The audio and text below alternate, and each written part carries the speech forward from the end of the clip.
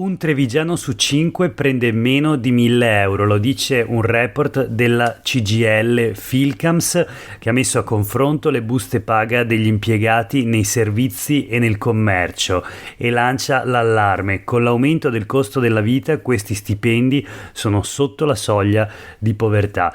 Questo è Sveglia Veneto, il primo podcast dedicato all'informazione vista da Nord-Est. Oggi è martedì 17 maggio 2022, io sono Jack Calcetto. La prima notizia di oggi è in realtà una notizia pubblicata ieri dalla Tribuna di Treviso, su cui torniamo perché l'indagine nel settore terziario svolta dal sindacato che è la CGIL, la Filcams CGIL di Treviso, descrive uno scenario veramente inquietante, uno stipendio su 5 sotto i 1.000 euro, rischio povertà anche con un lavoro, quindi nel ricchissimo Nord-Est, nella ricchissima Treviso, un lavoratore su 5, appunto pur lavorando, rischia la povertà.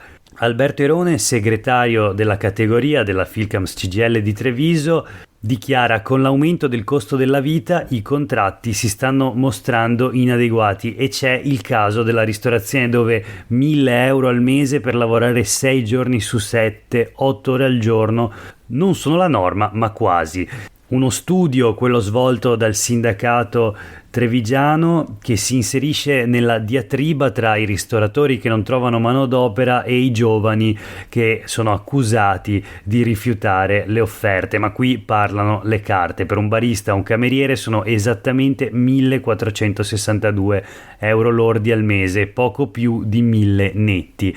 E allora Alberto Erone, Filcams CGIL di Treviso, spiega: nel 2022 la soglia di povertà assoluta è calcolata sui 904 euro mensili netti al mese. Considerati gli aumenti energetici delle materie prime e del costo generale della vita, è evidente che avere un lavoro ormai non basta più a mettersi al riparo da certi rischi. E quindi dei circa 80.000 trevigiani del settore terziario, commercio, studi professionali, pubblici esercizi e alberghi, 1 su 5, addirittura quindi il 20%, prende meno di 1.000 euro al mese, scivolando pericolosamente verso la soglia di povertà assoluta.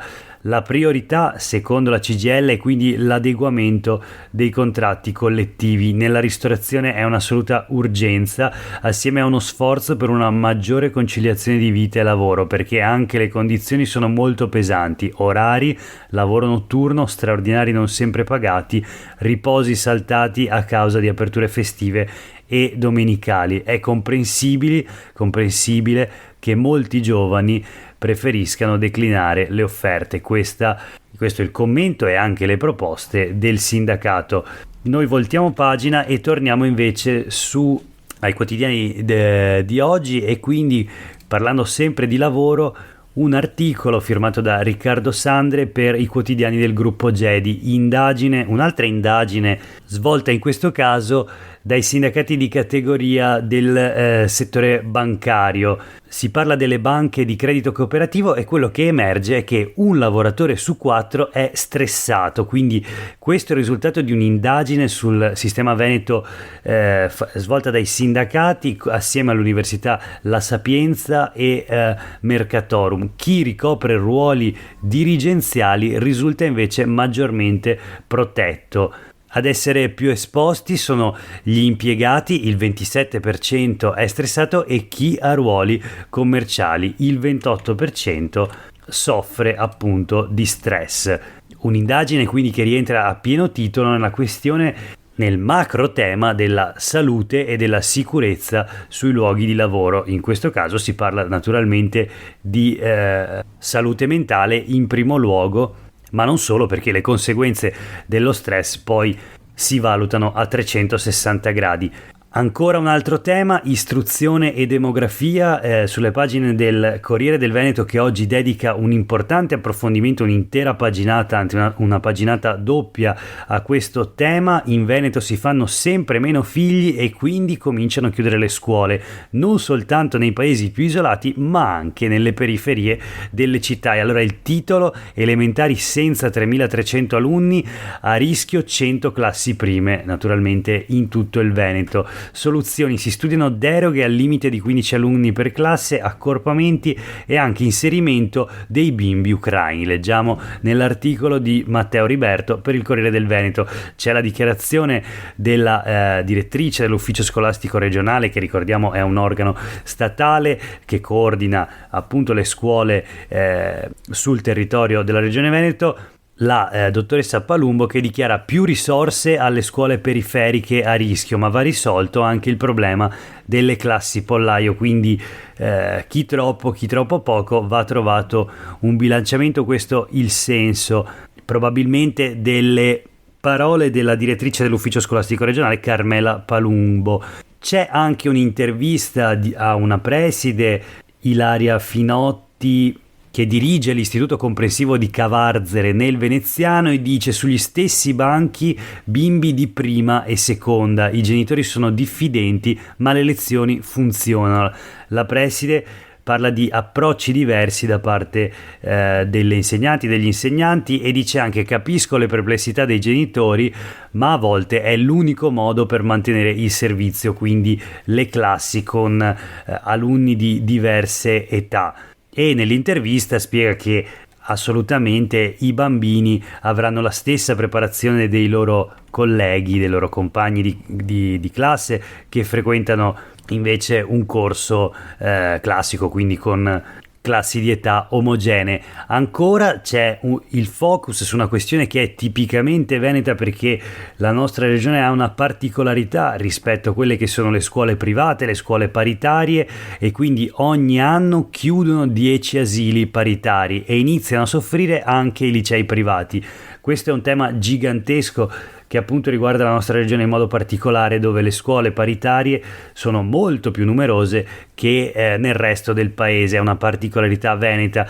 C'è ancora di nuovo l'appello della FISM, l'associazione che riunisce le scuole paritarie appunto, e che vorrebbe dallo Stato altri 30 milioni di euro per pagare le bollette di luce e gas che dicono hanno squassato i nostri bilanci. La verità è che nel 45% dei comuni in tutta la regione esiste una sola scuola dell'infanzia paritaria. Insomma, una situazione che è estremamente preoccupante, perché in qualche modo l'istruzione, in particolare dei bambini, dei più piccoli, è quasi completamente, o comunque almeno per la metà, appaltata a scuole paritarie che al momento non riescono nemmeno a stare in piedi, e quindi chissà cosa succederà nei prossimi anni.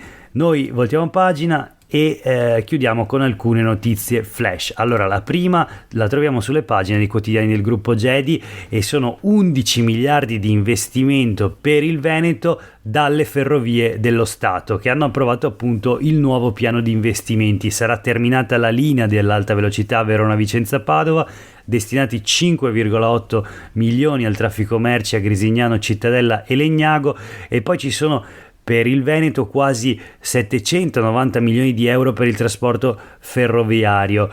Saranno consegnati 54 nuovi treni, inaugurati i collegamenti ferroviari con l'aeroporto Marco Polo di Venezia e le nuove fermate di Olimpia e Gazzera. Complessivamente il piano industriale di Ferrovie dello Stato per il periodo 2022-2031 prevede oltre 190 miliardi di investimenti, con un impatto sull'economia nazionale stimabile in 2 o 3 punti percentuali di PIL. Ebbene, di questi miliardi, 11 miliardi sono per il Veneto, e appunto per investimenti in opere infrastrutturali ferroviarie e anche per i nuovi convogli. Una mole di investimenti veramente importante, e una notizia che arriva dopo quella di ieri relativa al trasporto pubblico locale e quindi agli autobus. 32 milioni di euro in arrivo da Roma per svecchiare il parco mezzi del Veneto, che è il più vecchio del nord Italia e tra i più vecchi in Italia. 84 nuovi autobus, tutti ad alimentazione alternativa, quindi energia elettrica, metano o idrogeno. Ancora la politica, torniamo sulle pagine del Corriere del Veneto, verso le elezioni sono poche le donne candidate nei grandi comuni, il commento: il potere è maschile, l'articolo di Silvia Madiotto: al voto solo 13 aspiranti sindache su 53 sfidanti. Nei comuni italiani, stando agli ultimi dati disponibili, le donne sono appena il 15% dei sindaci eletti. Si parla naturalmente delle candidate sindaco, allora 40 sono i candidati uomo nei 13 comuni maggiori al voto in Veneto, le donne sono 12, in 3 comuni nessuna candidata. Sono soltanto 2 le donne che hanno amministrato un capoluogo negli ultimi 25 in Veneto, Destro a Padova e Sironi a Verona. Ci sono alcune dichiarazioni di esponenti politiche della politica veneta, insomma. Donazzan, assessore regionale all'istruzione: non è facile conciliare i tempi di famiglia, lavoro e politica, è un peccato che si debba scegliere. Puppato, già sindaca di Montebelluna: i capoluoghi sono un trampolino di lancio e il potere è rappresentato dalla presenza maschile. E poi ancora Maria Rosa Pavanello, vicepresidente di ANCI Veneto ed ex presidente, dice: ci sono i fondi del PNRR in arrivo, quando ci sono tante risorse gli uomini sono i più presenti. Infine, l'ultima notizia del giorno, una flash da Venezia: blitz notturno dei vandali, la facciata della chiesa del Redentore deturpata. A Venezia è stata pennellata di rosso la base appunto della chiesa del Redentore, della facciata, tracciata una incomprensibile formula, hanno agito indisturbati altri raid nei giorni scorsi, torna d'attualità il tema dei controlli. La Digos cerca di trovare una chiave di lettura, leggiamo sul Gazzettino di oggi, la scritta appunto incomprensibile, la Curia denuncia troppi episodi simili, ma è interessante come viene appunto presentata la notizia. Il giallo dei graffiti sul Gazzettino di oggi, appunto un'equazione matematica, no, simboli senza senso, e la fantasia aveva cominciato a galoppare sul possibile significato recondito di quei graffiti, nell'eventualità che a scriverli potesse essere, leggiamo, potesse essere stato un nerd disadattato che voleva in qualche modo lanciare un messaggio. L'articolo si conclude però dicendo che la verità è un'altra ed è molto più amara: a imbrattare il Redentore non è stato un matematico, un fisico incompreso, ma un vandalo. Insomma, grande condanna a questo gesto. Resta però il mistero dell'autore, ma anche del significato di questa scritta, che sicuramente ha saputo catturare l'attenzione. Per oggi è davvero tutto, grazie per aver ascoltato Sveglia Veneto. Di nuovo io sono Jack Calcetto, a tutte e tutti voi una buona giornata.